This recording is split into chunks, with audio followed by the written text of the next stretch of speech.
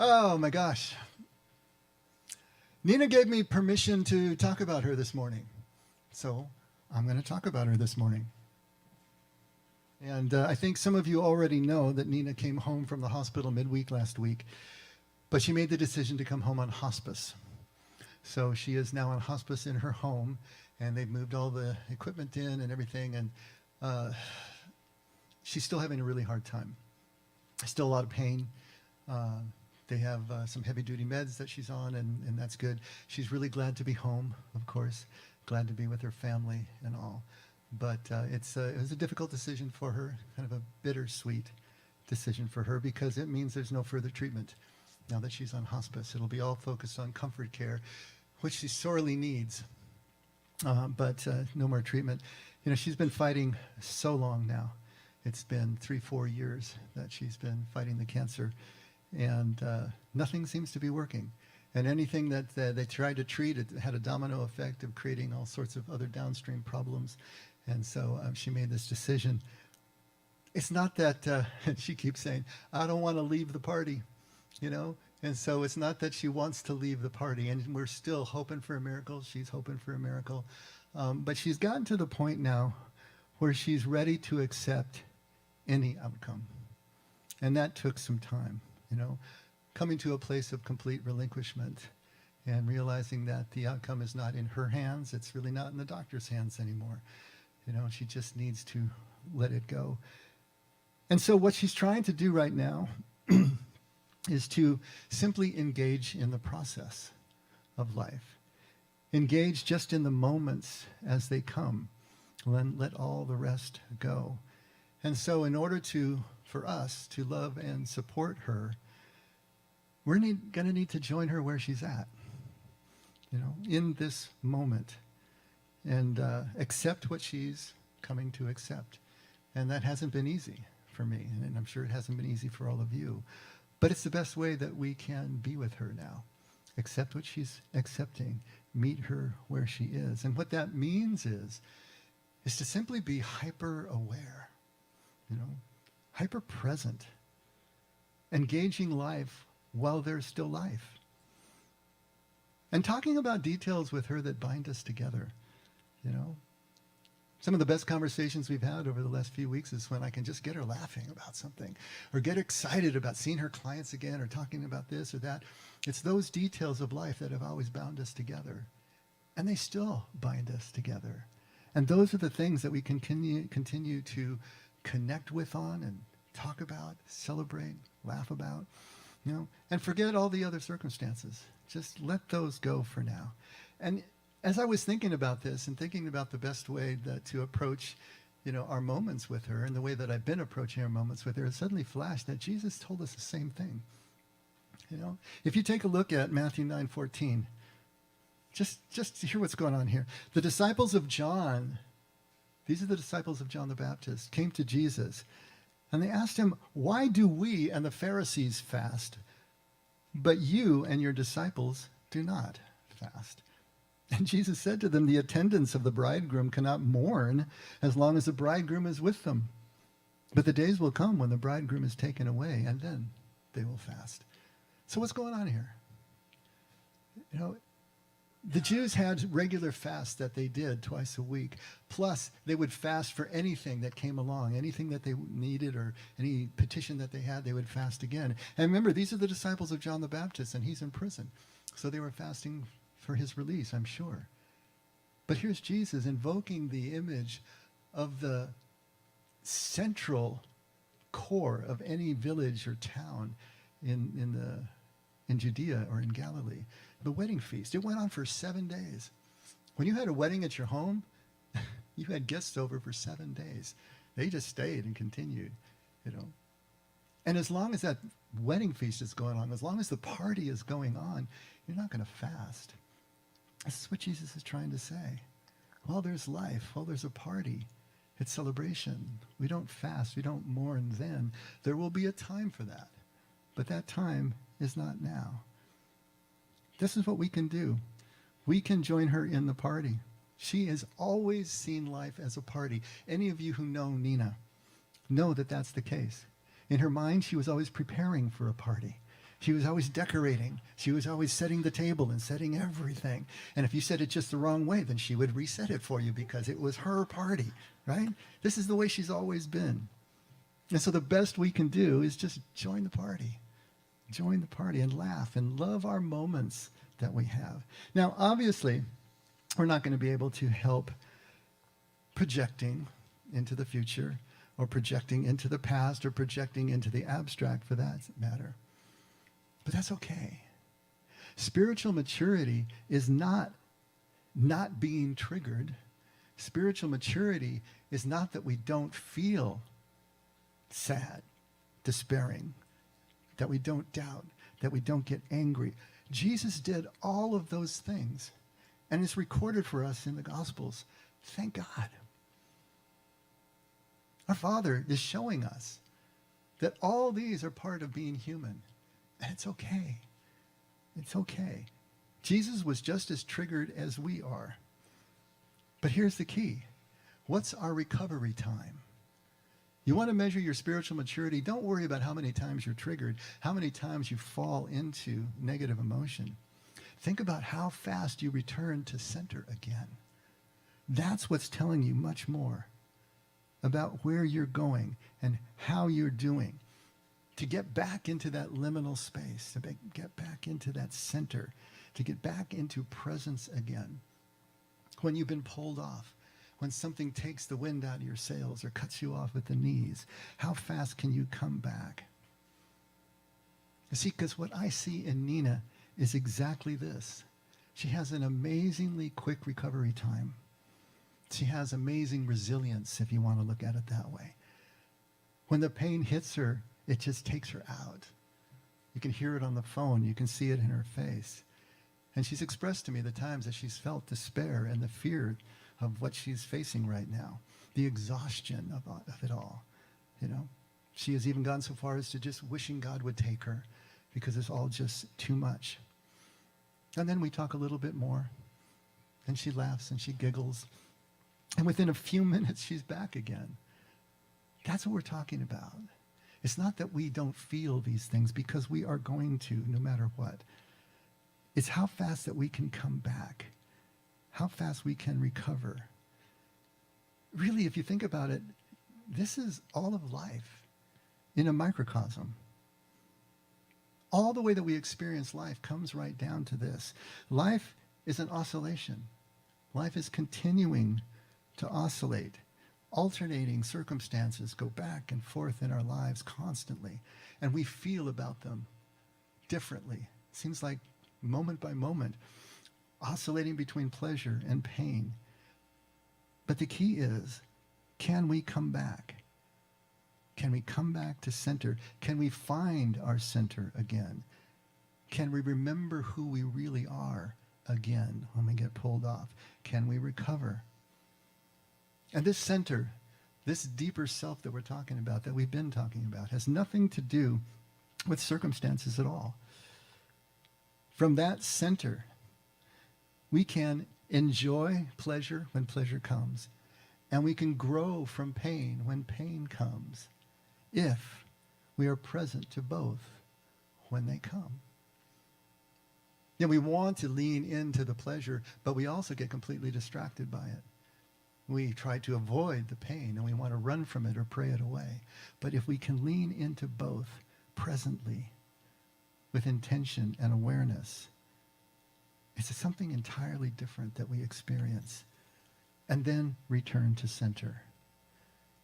Return to who we really are, regardless of what we felt, regardless of what has been going on. And in the meantime, can we be present enough through everything that we're experiencing to do no harm to the people around us? However we're being pulled, however we're being triggered, can we still be present enough to make the decisions that will be the best for the most people for the longest amount of time? That's our spiritual maturity. That's really everything that we're trying to teach here at The Effect boils down to just that, if you think about it. Returning to center. This is our purpose as human beings. This is the journey of life for us as human beings. Our whole goal here is to unforget. Our goal here is to remember who we really are, to reclaim our essential nature, who we were born to be, and have forgotten over time and experience and all the things that have happened to us. But that essential nature has always been there since birth, and it's still there now. Just like kingdom, Jesus said it's already within you. Don't go looking for it someplace. It's all right here, right now. And so if we can just learn to live vulnerably, live triggerably, right? Be close to the people that we love, no matter what's going on in their lives. Feel the pain that we feel the grief that we feel, but still do no harm and return to center. All the time that we're doing this work of excavation, continuing to let go more and more of the layers of things that keep us from who we really are, unidentifying with all that is not us. And we can do this by intention if we're really focused, if we're aware. Or we can let life do it for us catastrophically. Strip away things, pull back the curtain, or a combination of the two. Because this is really key. We want to be reliable witnesses to all that life has to offer. Let that sink in for a minute. We want to be reliable witnesses to all that life has to offer.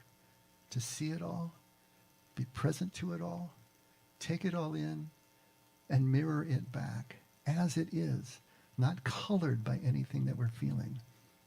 Reliable witnesses to all that life has to offer, and to remain grateful simply for the privilege of being here. Sometimes that's really hard to do when life is being difficult, but to be grateful for simply being here. When we witness someone like Nina, when we witness someone like Scott, or Brady in Phoenix, one of our Phoenix persons, and so many other of you who are going through so much right now, these people that we know that have found this kind of resilience in their lives, their ability to recover from the things that take them out. These people who have found a center, a remembrance of their deeper self that is overlaid on everything that they're experiencing, who have found a quiet corner to which they can return in their spirit. We're witnessing human purpose being lived out in front of us. And this purpose is most apparent in distress and under stress, of course, as we watch them in impossible situations still have that center guiding them and comforting them in ways that sometimes we can't totally understand. And then finding ways to come back home again, all in the space of just a few minutes. But we also see this in normal times, based in the consistency and the integrity of a person who is characterized by presence. Characterized by presence. Still not perfect, doesn't mean they're present all the time, right? Not perfect. But there's no shame in breaking down. We have to get this through our heads. We've got such a stigma on it. We think we're supposed to be perfect somehow. We're supposed to be always just, buttoned down and doing exactly what we think, whatever it is we're supposed to be doing. But there's no shame in breaking down. There's no shame in feeling despair. There's no shame in being triggered. What do you think Jesus was feeling at the temple when he was overturning tables of the money changers? You think he was all centered and perfect at that moment? What do you think he was feeling when he called out in the garden and actually sweat blood, which is physically possible to do if you're under enough stress? What do you think he was feeling there? What was he feeling on the cross when he called out, "My God, why have you forsaken me?" Of course he was triggered. Of course he felt despair. Of course he felt abandoned. Yeah, we try to spiritualize that away, but the truth is, as a human being, of course that's exactly what he felt. But there's no shame in it, because we don't have control over our emotions. We don't have control over what we feel. And that which we have no control over, we have no responsibility over either. We're not responsible for what we can't control. We're responsible for what we can. And we can recover from this. Look how fast Jesus recovered from each one of those. He goes crazy in the temple, turns over the tables, but then he goes out and he's completely lucid with his friends as he teaches them and shows them the fig tree and shows how all this fits together. In the garden, by the end of his prayer, it's not my will, but your will be done. And on the cross, my God, why have you forsaken me? And then, Father, forgive them. They don't know what they're doing. You see how he comes back? In the wilderness, being tempted to the point of exhaustion, always coming back to a scriptural reference that was the symbol of the truth that he knew and the connection that he felt. There's no shame in breaking down. There's no shame in anything that we feel. What do we do in the next breath? That's what shows us who we are, shows us who we are becoming. But the truth is that the more that we do practice recovery, the more that we do come back to center, the less we're going to break down in the future. We're building a muscle. We're building a center that can now be proactive as we move through our lives. And more that we can retain a sense of gratitude even when things are difficult. And this radical acceptance that I'm seeing in Nina right now with all that she's going through. For us to begin to remember this center, this deeper self of us, the first thing we need to do is to become aware enough of this deeper witness that's within ourselves. Sometimes we call him the watcher, but the witness that allows us to see beyond just the bubble of our ego projection, just the bubble of our worldview, the bubble of everything that we think we understand and everything we know. But it's amazing how we can imagine that we are what our circumstances tell us we are, that we are what our performance tells us we are, how we can normalize those limitations in our lives. We can normalize that pain, call it normal, just see it as nothing that we really have anything to do with or we can do about. But if we go back to who we were as infants, if we go back to who we were as children and try to remember those times, or look at children and infants and see how they are and realize the commonality between us, what do we find when we look at that? Before memories set in, before experiences that caused memories set in, before the trauma and all the things that happened in our lives set in and changed us. The truth is that we were born with a pure presence. We were born with a pure awareness that we lose as we grow into adulthood. We were just reading about this in the book that we're going through on Wednesdays. And this one passage just hit me so strongly because it's so well described exactly what we're talking about right now. You know, and I put it in the insert if you want to follow along. It might be a little easier because there's some big sentences in this little piece here. He starts off by saying, because presence appears in experience prior to any thought or concept, presence cannot be defined in words. Do you see what he's saying there? That is so big. Because presence appears in experience prior to any thought or concept. What he's saying? He's saying that infants have presence. Infants, newborns, they have presence. They don't have any thought yet. They don't have any concepts yet. In fact, the infant's brain is still organizing itself for the first 3 months or so. Kind of like a hard drive has to be formatted before you can use it. Same sort of idea here. And so there's no thought. The way we think of thought, there's no concepts, and yet there's presence. So because presence appears in experience prior to thought or concept, presence cannot be defined in words. It is that presence to oneself without which nothing else could be present. I know, doesn't this sound like talking in circles here? But it's so important to get it.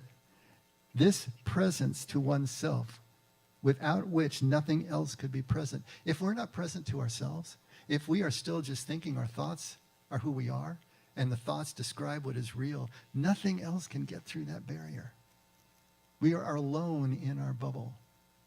This presence that we had as infants before thought or concept could in any way adulterate it. It's what we can recover in contemplative practice. It's what we're all about recovering in our spiritual formation. This is what it's about. So that we can be present to everything and everyone else. It's not for its own sake. There's no brownie point to be had if you can sit on a mountaintop and be that present. It's because now we can be present in our everyday lives in a way that is not possible any other way. This is the only way to the Father. Jesus is telling us that, right? It is pure awareness, bare of all internal commentaries, judgments, comparisons, fears, or desires. Such is the awareness I observe in a calmly alert newborn, whose tiny body sometimes seems reduced to just a pair of eyes, totally absorbed in sights that are still fresh, unlabeled, and unburdened by the weight of prior experience. Some of you grandparents know, right? When you look at those newborns, if you can't remember your own, and the grandchildren are closer, what do you see in those eyes? This is what we're talking about. There is something there. And it's not just the newborns. Sometimes it's us at the end of life. I remember looking into Linda's face and watching her eyes looking intently at something in the corner of the ceiling, and I'd whisper in her ear, "What are you seeing? What are you seeing?" And of course she couldn't respond, but there was something going on, something that I couldn't enter into. My presence wasn't great enough. A pair of eyes totally absorbed in sights that are still fresh, unlabeled. How many times we keep naming things? Unburdened by the weight of any prior experience. I am tempted to say that such an infant is not only present, but that he is an embodiment of presence itself. A calm, alert newborn is present in this manner because he has no other choice. His experience is of necessity, devoid of memories of previous similar experiences, expectations of what this new experience should or should not be like, or desires of wanting it to end or go on. The infant, without knowing it, is simply present to the miracle of being. Wow. The adult has largely lost this capacity because he or she is so wrapped up in internal commentaries about this moment being interesting or boring, good or awful, about how well or how badly one is handling it, about what went on last night or about what one is going to do next. All of this thinking makes it impossible to be utterly, simply, and without distraction present to the moment. Indeed, we are so accustomed to living like this that we rarely notice that anything is wrong. See, we've raised the noise floor to a point that we don't notice that anything is wrong with it. Our lack of presence seems normal to us. Sometimes when the internal voices grow raucous, attacking us or attacking our loved ones, when the boredom grows so intense that we cannot bear to wait for tomorrow, or when the hopelessness lies so heavily upon us that we can no longer even contemplate tomorrow, then we know something is wrong. When the absence of presence grows this intense, we call it a disease, we give it a diagnosis, and we offer a treatment. The duller, more daily lack, we simply call life. Perhaps that calmly alert newborn is inviting us to challenge this complacency. It's astounding to me that the level of limitation and misery that we will normalize, that we will simply accept as normal life, that we won't even question. We just let it continue to go on and go on. The pain has to grow to such a deafening level before we will admit that anything is wrong. And no wonder that Jesus used children, used a child as emblems for kingdom. Look at Matthew 19. What does Jesus say in there? Some children were brought to him so that he might lay hands on them and pray. So this is the parents, of course, bringing their children to him, right? And the disciples, his handlers, his first followers, rebuked them, told the parents, get them out of here. Jesus has much more important things to do. But Jesus said, let the children alone and do not hinder them from coming to me. For the kingdom of heaven belongs to such as these. I hate that translation. It's dead on wrong. Take a look in the old King James Version. Here's one time I'm going to go back to the King James Version. They were brought unto him little children, that he should put his hands on them and pray. And the disciples rebuked them. But Jesus said, suffer the little children and forbid them not to come unto me. For of such is the kingdom of heaven. Of such is the kingdom of heaven. The kingdom is such quality of presence in life as children show us. The kingdom doesn't belong to them. They don't enter the kingdom. They are kingdom. We are kingdom when we find that level of presence, when we connect at this level where everything goes away and we are just one and connected. Before our memories, before any of the traumas, this is what's going on here. This is what Jesus is trying to show us. If we could just be as children, each moment, with that kind of awe that is just the default position, when every expectation, everything we think we know is out of the way, to just see it as it is, as that newborn sees it staring up into corners of the room that you can't see. And all of that being just enough at that moment. All spiritual practice is about reclaiming that ability. That's what we're trying to do. To just be in that way. And to remember who we are in that presence. When Jesus says, seek first the kingdom of heaven and all else will be added, that's what he's talking about. Because when we have this presence, everything else becomes apparent. Everything else comes into focus.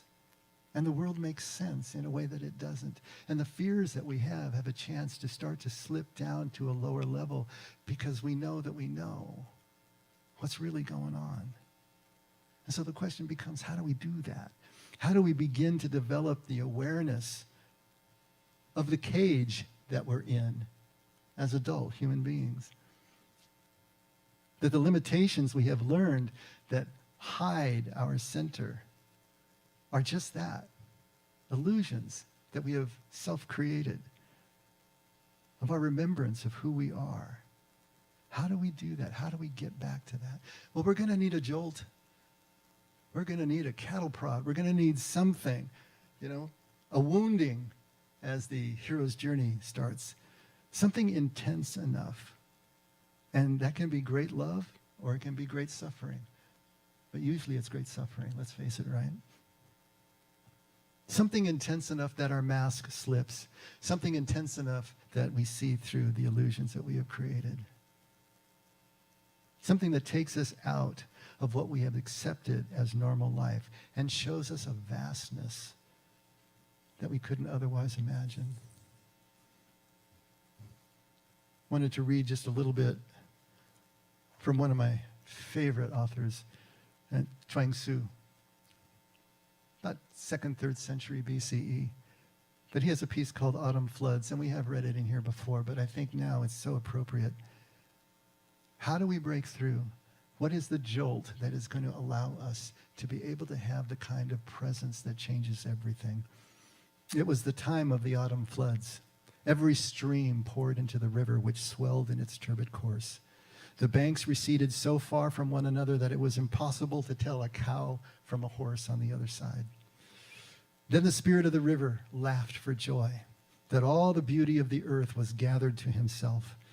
Down with the stream he journeyed east until he reached the ocean. There, looking eastward and seeing no limit to its waves, his countenance changed. And as he gazed over the expanse, he sighed and said to the spirit of the ocean, a vulgar proverb says that he who has heard but part of the truth thinks no one equal to himself. And such a one am I. But now that I have looked upon your inexhaustibility, alas for me, Had I not reached your abode, I should have been forever a laughing stock to those of comprehensive enlightenment. To which the spirit of the ocean replied, you cannot speak of ocean to a well frog, the creature of a narrower sphere. You cannot speak of ice to a summer insect, the creature of a season. You cannot speak of Tao to a pedagogue. His scope is too restricted. But now that you have emerged from your narrow sphere and have seen the great ocean, you know your own insignificance, and I can speak to you of great principles. See, this is the jolt. This is the vision of something more than you could ever imagine. What has the jolt been in your life? Has there been such a jolt in your life? Was it the loss of a job, maybe, that jolted you? Was it a performance failure that had to take you and face your limitations in a different way? Was it a death of someone dear to you? Or was it a birth? Was it falling in love? Or was it getting divorced? What stripped the illusion from you? What thing had that intensity, that capacity to break through normal life as you saw it and show you that something else was at work here and that something was amiss? And when you had that jolt, what did you do with it? Did you just double down and try to work harder? Did you indulge if it was a pleasant jolt? Did you allow yourself to become distracted? Or did you truly consider the implications of what you were being shown at that moment? The great principles that were open to you at that moment. Did you allow this jolt to reframe your sense of self? Don't feel bad if you didn't. Almost nobody does it the first time, right? What was that in the Matrix? Everybody falls the first time? Yeah, it's like that, you know. But the river is ready at this moment. The story continues. There is no body of water beneath the canopy of heaven, which is greater than ocean. This is the spirit of the ocean speaking. There is no body of water beneath the canopy of heaven which is greater than ocean. All streams pour into it without cease, yet it does not overflow.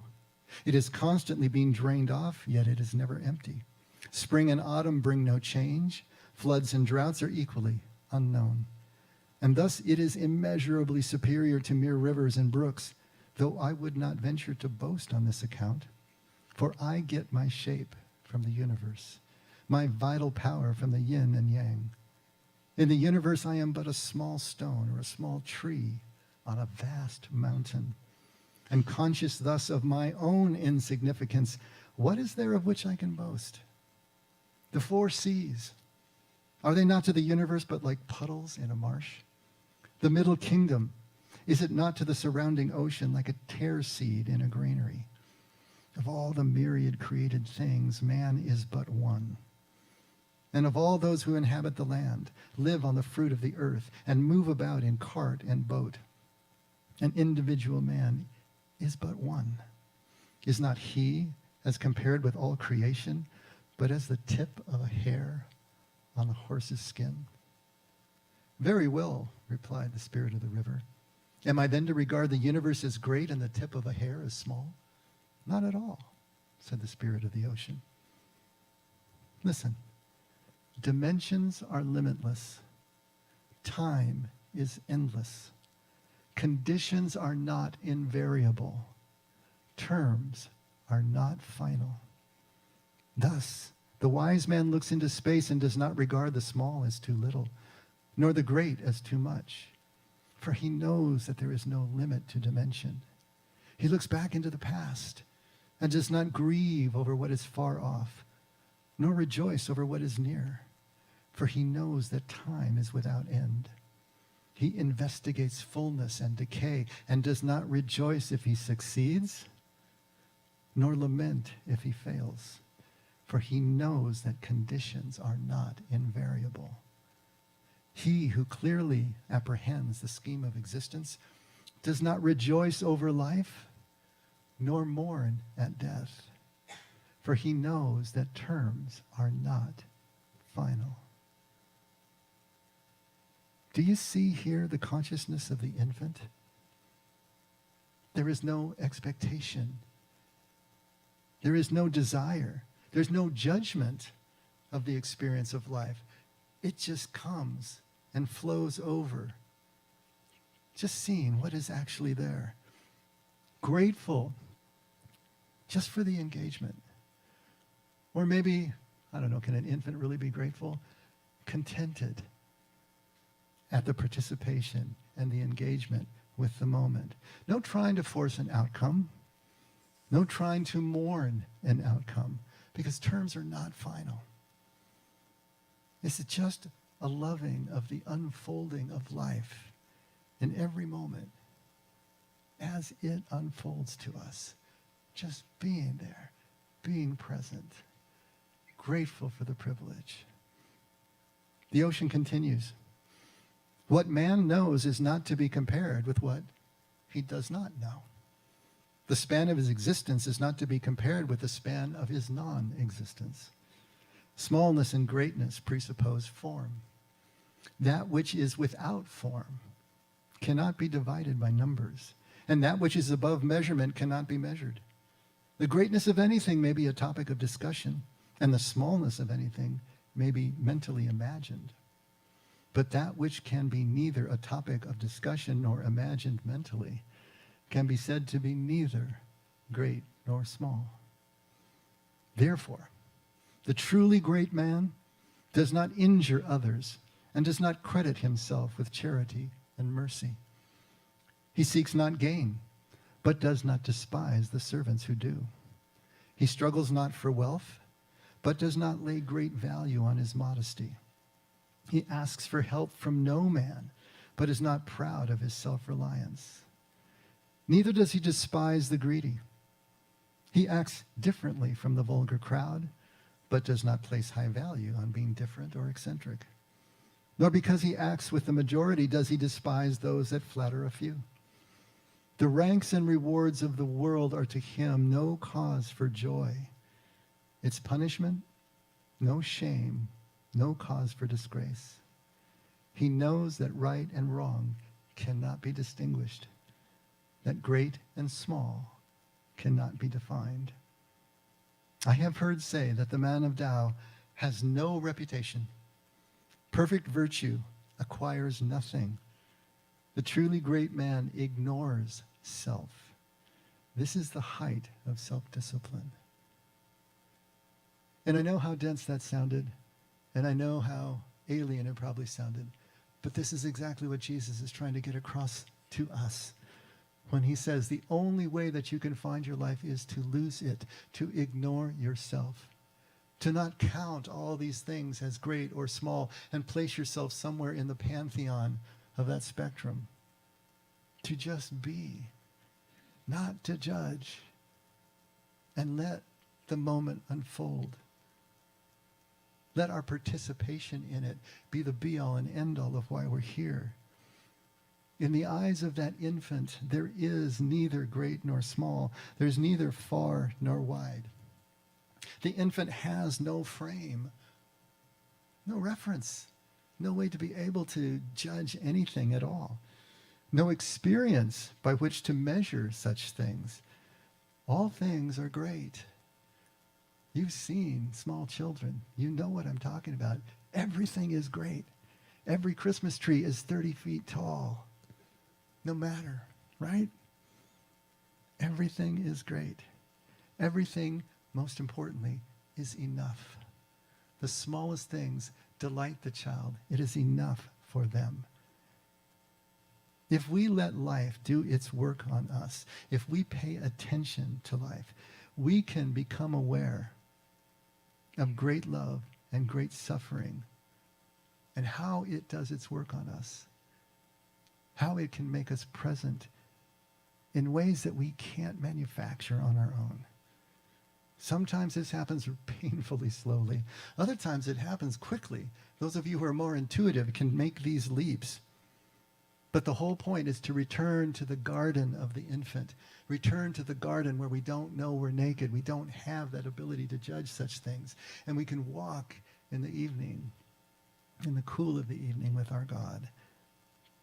This is what we're trying to do. We've got to get back to the garden.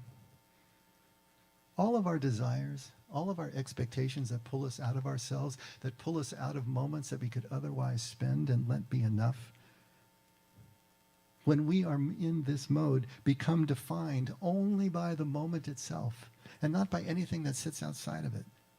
The moment becomes everything. The moment becomes enough. The moment is everything, whether you see it that way or not. Anything that we can imagine and think about outside of this moment is simply electrical firings in our brain. It means nothing. This is the moment. This is the only moment, and it is enough if we just let it be. And we're not going to do this all the time. I'm not saying 100% of the time. Just as life is going to oscillate for us between pleasure and pain, we are going to oscillate between presence and judgment. It's what we do. It's what we have to do. We can't just be in this pure presence, or like the infant, we're just going to be drooling in the corner, and we're not going to be any good. We have to be able to make the trip back and forth. But that's the point. Are we making the oscillation, or are we just flopped over to one side and always in that place where we are never present? We oscillate between presence and judgment, between now and not yet. But how many of us spend all of our time in not yet to the expense of this moment right now? We oscillate between gratitude and victimhood, and we will do that because sometimes we really are victims, and we need to feel that deeply too. How quickly can we recover? How quickly can we come back?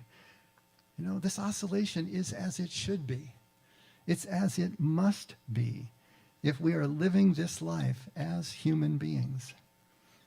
It's in the oscillation that we will find our center, and how to return to it has to be that oscillation. It's in the oscillation that we learn to stop looking for certainty, to stop looking for answers, and just learn to love the unfolding of every single moment.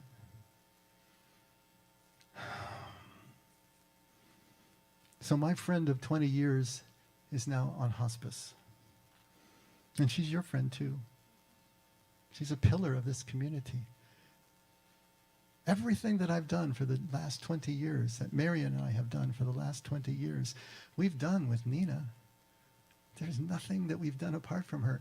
And I can't imagine doing any of this without her. And this is what is so hard for me to try to get my head around. I have delayed accepting any outcome the way Nina is doing now, other than the one that I wanted, for as long as I possibly could. But now all I can do is to continue to follow my friend's lead, right? It's just the way I've done for the last 20 years. But this is not a direction that I want to go. I need to let her set the tone and the terms of our time together, our moments together. And I need to accept what she's accepting. And simply just engage the moment as if it's the entirety of our friendship together, because it is the entirety of our friendship together. Every moment is everything that I've ever experienced with her. If I let it be, if I let it be enough, and if I pay close attention to her eyes as they become more and more infant-like, more and more childlike, more and more radically accepting, then I can continue to learn from her, even as she oscillates between her fear and her sorrow, right? And then back to gratitude and joy. I can continue to learn from her and see how life works and see it in her eyes. And if I resolve to carry that image of her through all of my oscillations, then I can find my way home. I can find my way back to center, back to source, back to my God. And that's what I am praying for in all the moments that we have, for all of us, but for Nina. Let's pray.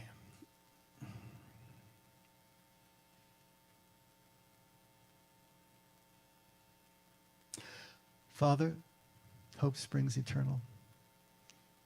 We continue to pray for healing. Why wouldn't we? We continue to pray for healing. Nina continues to pray for healing. Her family continues to pray for healing. But just like the image of your son, your will be done and not ours. We will continue to live and breathe and laugh and love and do life as we do, and accept the outcomes as they unfold to us, at least on a good day. Help us to have more and more good days. Help us to see what this is really all about. Help us to break through whatever we need to break through to see with those child's eyes what is really around us, so that we can be grateful for everything that we've been given, even when it hurts. We love you, Father. Thank you for loving us. Never let us forget we can only love because you loved us first. In Jesus' name, amen. Let's stand.